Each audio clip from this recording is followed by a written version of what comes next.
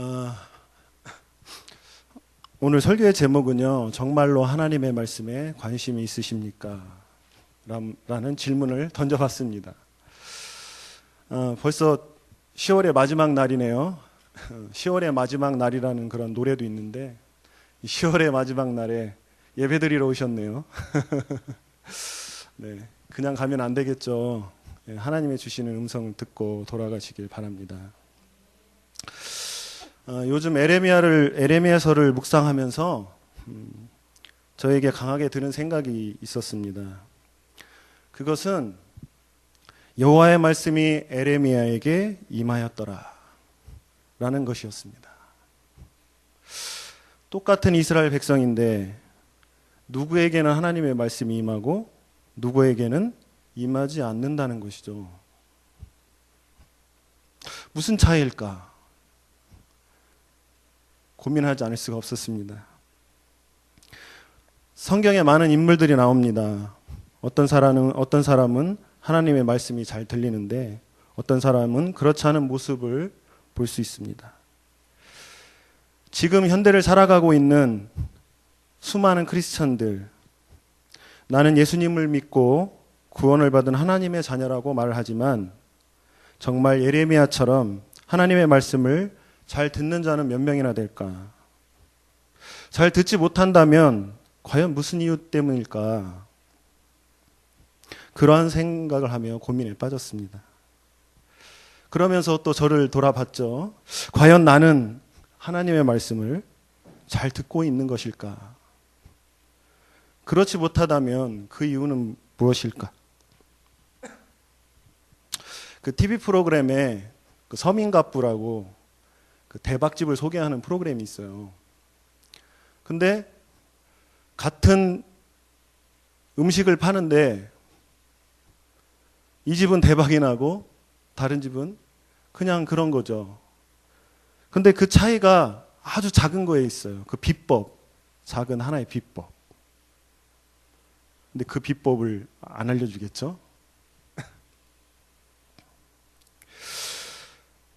우리가 예수님을 믿고 영접을 했다고 해서 그것으로 다 해결되는 것이 아니죠. 만사형통하는 게 아니죠. 그것은 우리가 삶을 살아가면서 경험하는 것이지 않습니까? 우리는 새하늘과 새 땅, 진짜 우리들이 갈 고향으로 가기 전에 이 땅에서의 삶을 살아가야 되는 것이죠. 그렇다면 이 생애의 삶을 어떻게 살아가야 하는 것일까요? 어떻게 살아야 정말 하나님이 원하는 대로 잘 사는 것일까요?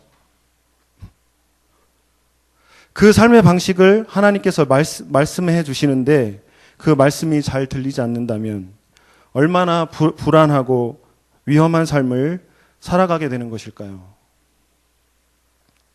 이스라엘 백성들의 역사를 보면 아주 적나라하게 알 수 있죠. 하나님의 말씀이 잘 들리는 사람과 잘 들리지 않는 사람과의 차이점은 과연 무엇일까요? 인생을 성공적으로 살거나 아니면 비참하게 실패하는 사람과의 차이점은 무엇일까요? 그것은 하나님을 사랑하지 못해서 그렇습니다. 오늘 말씀 다시 한번 보실까요? 한번 띄워주실래요? 같이 보겠습니다. 시작. 너희가 나를 사랑하면 나의 계명을 지키리라. 하나님을 사랑하는 사람과 사랑하지 않는 사람과의 차이는 구별하기 쉽지는 않은 것 같습니다. 이렇게 바라보면 다 하나님을 너무나 사랑하시는 것 같아요. 너무 사랑하셔서 수요일 날 퇴근하시고 힘든데 하나님을 예배하러 오지 않았습니까? 이러한 모습들을 보면 정말 하나님을 사랑하는 것 같단 말입니다. 그렇지만 그 작은 차이, 성공하는 신앙의 삶을 사느냐, 실패의 삶을 사느냐는 큰 차이로 나중에 바뀌게 되는 거죠. 그 작은 차이가 무엇일까요? 그 차이를 오늘 한번 말씀을 드리고자 합니다. 아마데우스라는 영화 혹시 아십니까? 혹시 보신 분들 계십니까? 그 영화의 주인공 안토니오 살리에리가 나오죠. 이 살리에리는 그저 평범한 재능을 지닌 궁정음악가였죠. 그런데 이 사람에게는 큰 야망이 있었습니다. 내가 언젠가는 반드시 그 위대한 작곡가의 반열에 오를 거야. 그리고 길을 걷다가 우연히 어떤 가게에 걸린 하나님의 그림을 보게 되었어요. 근데 그 하나님의 그림이 걸린 그 벽자에 들어가 있는 그림을 보면서 살리에리가 무슨 생각이 들었냐면, 이 하나님은 나랑 거래를 하기 원하시는구나 라는 생각이 들었다는 것입니다. 그러면서 살리에리가 이런 기도를 합니다. 제가 그 기도를 한번 읽어드리겠습니다. 하나님, 나를 작곡가가 되게 해주십시오. 나에게 유명세를 마음껏 누리게 해주십시오. 그러면 내가 도덕적인 삶을 살겠습니다. 그리고 내 평생 많은 음악으로 당신을 영화롭게 하겠습니다. 라는 기도를 했습니다. 좋게 들리시나요, 혹시? 지금 이 살리에리가 한 기도는 하나님과 거래를 한 것입니다. 하나님을 거래하는 하나님으로 본 것입니다. 많은 크리스천들이 끊임없이 추구하는 하나님입니다. 나의 착한 행동들, 윤리적이고 도덕적인 삶을 보시고 큰 축복을 주실 거라는 그런 생각을 한다는 것입니다. 이 유혹은 너무나 달콤하다는 것이죠.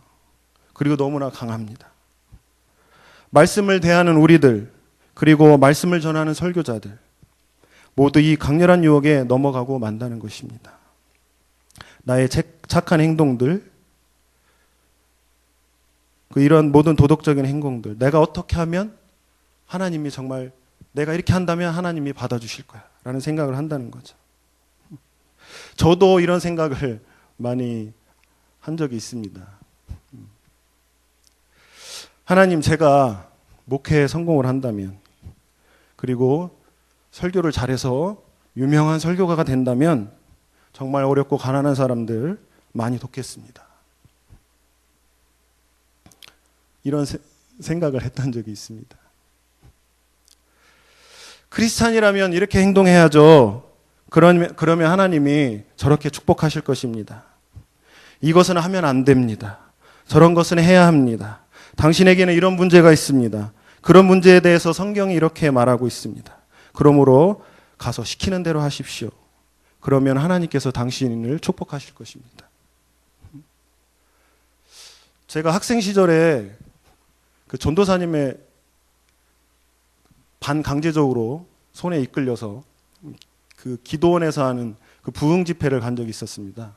거기 부흥 강사님께서 그 하셨던 말씀이 저는 아직도 잊혀지지가 않아요. 무슨 말씀을 하셨냐면, 봐라, 내가 이렇게 하나님 말씀 전하고 이렇게 하고 다니니까 하나님께서 나에게 벤츠를 주셨다. 나 벤츠 타고 왔다. 이런 자랑을 하시더라고요.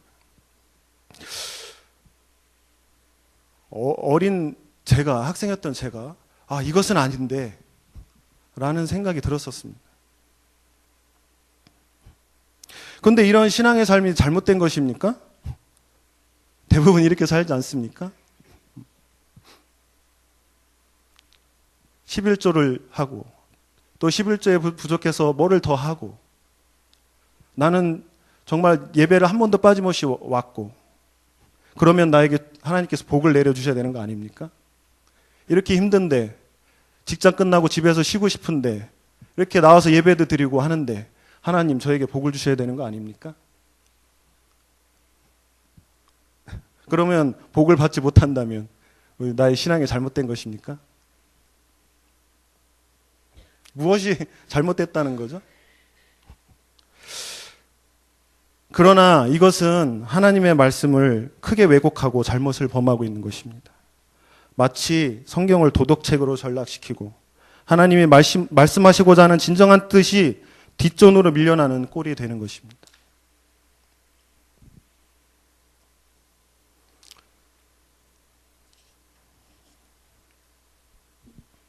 이것은 나의 행동이 하나님을 좌지우지할 수 있다는 위험한 생각입니다. 여러분, 창세기에 나오는 가인과 아벨 아시죠? 예.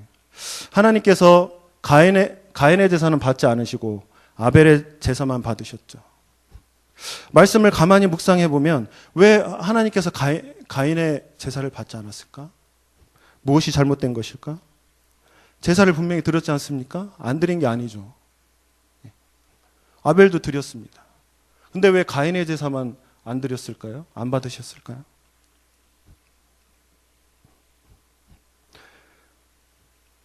가인은 자기 방식대로 제사를 드렸습니다. 요즘 말로 하면 자기 생각대로 예배를 드렸습니다. 내가 이렇게 예배를 드렸으니까 하나님 저에게 복을 주십시오. 이 정도 했으니까 하나님께서 알아서 해주셔야 되는 거 아닙니까? 가인은 하나님의 말씀을 경청하지 않았습니다. 하나님 말씀을 사랑하지 않았습니다. 그래서 하나님이 제사는 이렇게 드려야 돼, 예배는 이렇게 드려야 돼 분명히 말씀을 하셨는데 자기 식대로, 내 생각대로 예배를 드린 것이죠. 가인은 제사가 받아들여지지 않자 질투심과 분노가 일어나서 아벨을 죽이는 살인자가 되고 맙니다. 정말 구원받지 못할 비참한 삶으로 전락하는 것입니다. 성경은 이러한 살리에르적 사고방식은 틀린 생각이라고 말합니다. 성경은 하나님이 행하시고 은혜를 주셔야만 죄악된 인간들이 선한 행실을 할 수 있다고 말씀하고 계십니다. 하나님이 은혜를 주셔야만 우리가 감사합니다라고 하나님께 표현할 수 있는 것입니다. 하나님께 내가 받아들여지려면 내가 무엇을 해야 돼? 그런 생각들, 이러한 생각들은 우리의 문제들, 우리의 필요들, 감정들, 그리고 기분, 우리의 신념들로부터 출발하는 것입니다. 그러나 복음은 이렇게 말하고 있습니다. 하나님의 은혜로 이미 당신들은 받아들여졌습니다. 라고 말하고 있습니다. 성경이 말하는 순서는 이렇습니다. 하나님이 먼저 인간들에게 찾아와서 무엇을 하십니다. 그러면 인간들은 하나님께서 우리를 위해 행하신 일에 대해 감사한 표현을 하고 감사한 삶을 살아가게 되는 것입니다. 16세기 종교개혁 당시에 쓰여진 위대한 하이델베르크 신앙 고백서의 순서는 죄, 구원, 감사로 되어 있습니다. 우리 크리스천의 삶의 영역이 바로 이 세 번째, 감사의 영역에 있는 것입니다. 하나님이 우리에게 베풀어 주신 감사의 표현으로 우린 이웃을 사랑하는 것입니다. 내가 깨끗하고 정결한 삶을 삶으로써 하나님께 감사하다라고 표현을 하는 것입니다. 하나님께서는 우리를 구원하셨습니다. 아멘. 그러므로 우리는 세상에 흔들리지 않고 굳게 서 있을 수 있는 것입니다. 그리스도께서 사람의 몸으로 이 땅에 친히 오셨습니다. 그러므로 하나님 나라의 일을 위해 우리가 헌신하는 것입니다. 그리스도께서 십자가에 못 박혀 죽으셨습니다. 그러므로 나를 거룩한 산제물로 드릴 수 있는 것입니다. 하나님께서 우리를 너무나도 사랑하셨습니다. 따라서 우리도 서로 사랑해야 하는 것입니다. 하나님은 이스라엘을 사랑하셔서 그들을 노예의 땅 애굽에서 이끌어내셨습니다. 그러므로 이스라엘 백성은 하나님을 사랑하고 더불어 이웃들을 사랑해야 했습니다. 그러나 그러지 못했습니다. 요즘 에레미야서를 묵상하고 계시죠? 왜 이스라엘 백성들이 그렇게 되었을까요? 나라가 망하고 포로로 끌려갔을까요?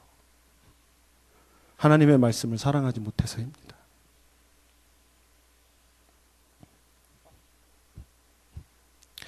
그러면 우리가 어떻게 하나님을 사랑하고 사람을 사랑할 수 있습니까? 여러분, 사랑의 다른 말이 무엇인지 아십니까? 사랑을 다른 말로 하면 저도 책에서 본 건데요. 반복이라고 그럽니다. 내가 지금 반복적으로 무엇을 하고 있어요. 계속 하루도 빠짐없이.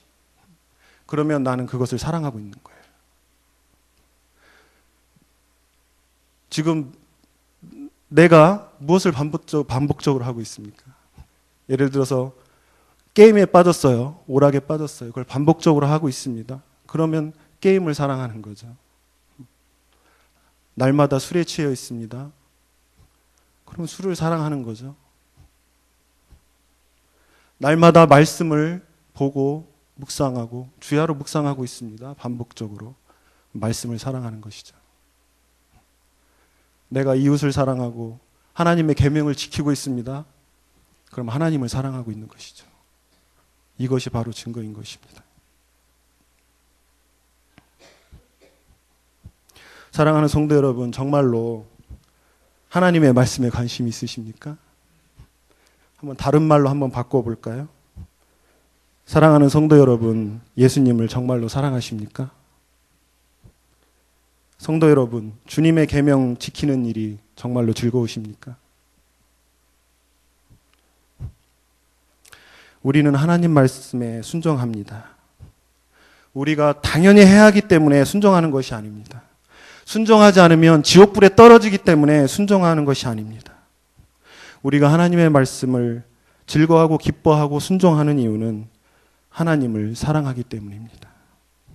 우리를 구원해 주신 그 은혜에 영원히 감사하기 때문에 하나님을 사랑하고 그 계명을 따라가는 것입니다. 이 순종의 삶이 하나님을 사랑하고 있다는 바로 증거죠. 우리가 순종의 삶을 살 수 있는 것은 우리가 그리스도와 함께 죽고 그리스도와 함께 다시 살아났기 때문입니다.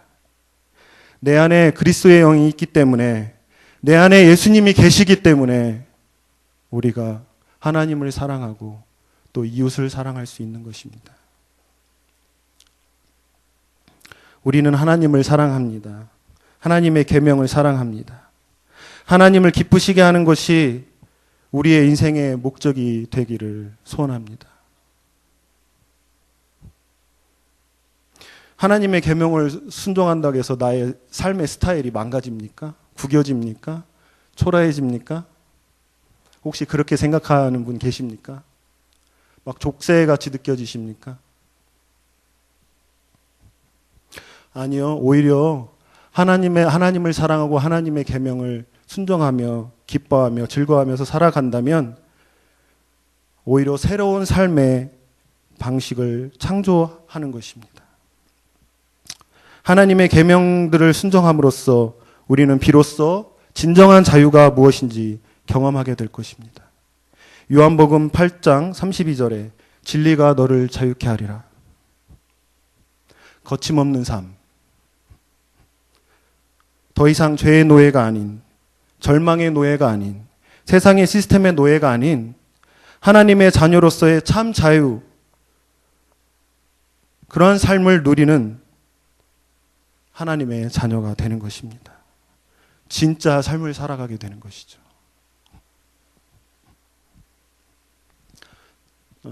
제가 최근에 백일의 난군님이라는 드라마를 봤어요. 말씀을 봐야 되는데 그 시간에 죄송하게도 드라마를 봤습니다. 너무 재밌어가지고 여기 혹시 보신 분들 계시는 것 같아요. 이렇게 살짝 손 좀 들어서 보세요. 보신 분들 계시죠? 네. 거기 인물이 이제 중심으로 나오는 인물이 유리라는 세자의 아버지, 그 다음에 좌상 이렇게 중심으로 돌아가죠. 근데 어제 마지막 회를 했어요. 본방 사수해가지고 봤거든요. 근데 제가 암기를 잘 못하는 스타일이거든요. 그래서 읽을 수밖에 없어요. 잘 못해요. 이렇게 다 외워서 다 설교 멋있게 하시던데 전 못해서 이렇게 원고를 꼭 써서 보고 하는데요. 이거는 기억이 나더라고요. 그 마지막에 이제 좌상이 이제 처리가 되죠. 그래서 평화가 이제 찾아옵니다. 아버지가 그 세자인 유리에게 이제 자기 왕권을 물려주려 하면서 하는 말이 있어요. 뭐라고 하냐면요. 유라, 너는 거침없는 삶을 살거라. 나는 어려서는 형님의 눈치를 보고 왕이 되어서는 좌상과 신하들의 눈치를 보며 살아왔다. 그러나 너는 다르더구나. 거침없는 삶을 살거라. 마음이 시키는 대로 하거라. 그 욕심에 가득 차서 자기 욕심을 이루려고 했던 그 좌상의 주변 인물들은 다 불행했죠. 근데 이 정말 사람을 사랑한, 인간을 사랑하고 백성들을 사랑하는 이 세자가 함께한 사람들은 너무나 행복하죠. 거침없는 삶, 하나님의 계명을 사랑하며 사는 삶인 것입니다. 사랑하면 움직이죠. 사랑하면 행하게 되어 있습니다. 하나님과 그의 계명을 사랑하신다면 반복하고 또 반복하고 하나님의 말씀을 주야로 묵상하고 하나님의 그 음성을 들었다면 그 계명을 따라 사는 그러한 하나님의 자녀가 되기를 소원합니다. 날마다 주의 말씀을 반복해서 묵상하십시오. 주의 말씀이 내 발의 발등상의 빛이라고 하셨습니다. 먼 미래는 우리가 볼 수 없지만 하루하루 걸어갈 때 어떻게 주의 말씀 없이 살아가겠습니까? 여러분, 주의 말씀은 족쇄가 아닙니다.